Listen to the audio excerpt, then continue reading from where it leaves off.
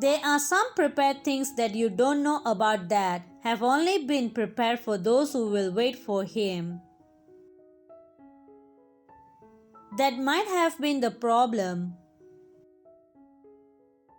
You have been waiting on Him and not waiting for Him when you are going through it.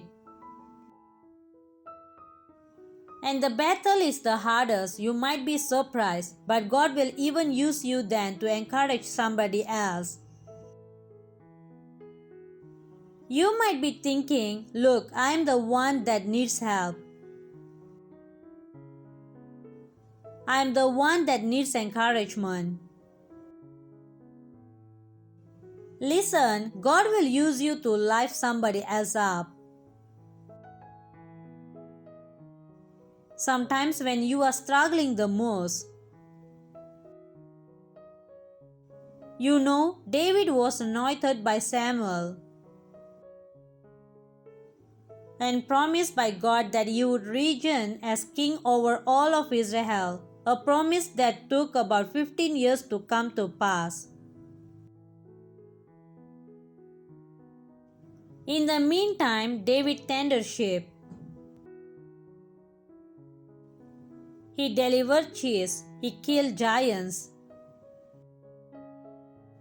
He played music. He developed leadership skill. He worshiped.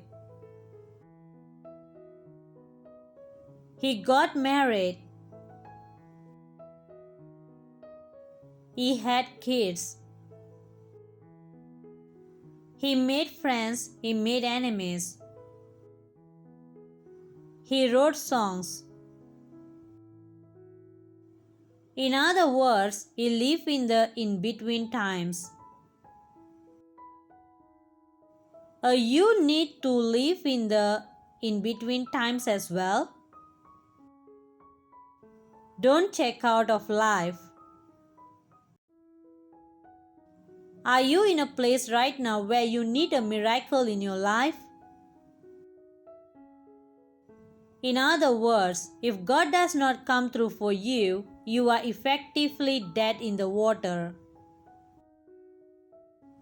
Well, I have a word of encouragement for you today from the great theologian's journey. Don't stop believing. Don't give up. God can get you through. He got Abraham through. And He can get you through as well. So don't stop believing. All through the scripture, we see this in David's life. He said, "Surely goodness and mercy will follow me." He was expecting God's blessings in Psalms chapter 27. All kinds of bad things were happening to David. Violent enemies were chasing him. People lying about him, falsely accusing him. Yet right in the midst of it, he said, "I am confident I will see God's goodness." David not only prayed, he not only believed, he took it one step further. He went out looking for God's favor.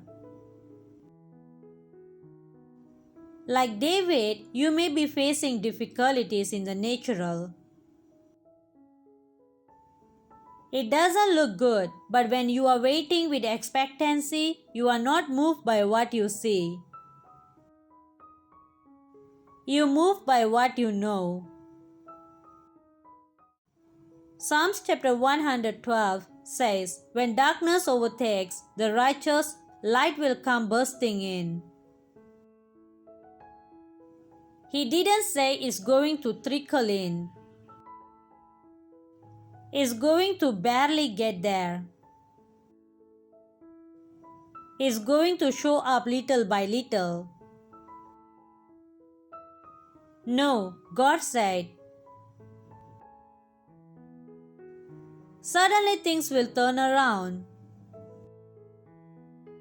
You may have been dealing with the situation for many years, but suddenly your health will improve. Suddenly the right person will show up. Suddenly the legal situation will resolve. The right way to wait is not, "Oh God, this is never going to change. This financial difficulty is going to be the end of me. These kids are going to drive me crazy." Now get up every morning and say, "God, I'm expecting your light to come bursting in. I'm expecting a sudden breakthrough, a flood of your favor, a flood of healing, a flood of restoration, a flood of promotion." You wait with the expectancy like that, and you will see God show up and do amazing things. I know some of you have had tough times. Maybe you had a bad break. Now you settle where you are thinking you have reached your limits. This is as good as it's ever going to get. Now you have got to kick it into a new gear. Get your expectations up. Come on, your story ends with God getting glory. It doesn't matter how far away your promise feels right now. Your story ends with God getting glory. It doesn't matter how many months or years you have been waiting. I am here to let you know your story ends with God getting glory. It doesn't matter how disqualified you feel, or how unworthy you feel, or how many times you feel like you are wicked. God's best for your life. I'm here to let you know your story ends with God getting glory. John chapter 11 verse 4. Right at the beginning of the story, Jesus declares, "This sickness will not, and in that no, it is for God's glory, so that God's Son may be glorified through it." Just hold on to that in the waiting as you wrestle with the frustration that this story is going to end with God getting glory. So logically, if there isn't God getting glory, then my story isn't over yet. God bless you.